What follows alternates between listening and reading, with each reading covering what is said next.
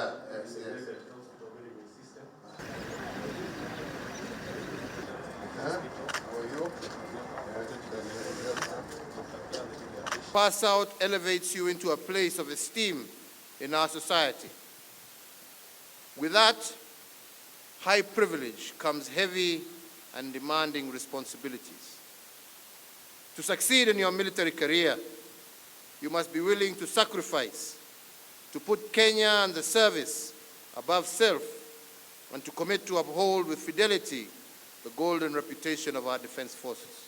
We have gone further now to enact a law that creates safeguards for your retirement and also facilitates the integration of anyone incapacitated or severely wounded in the course of his or her duties.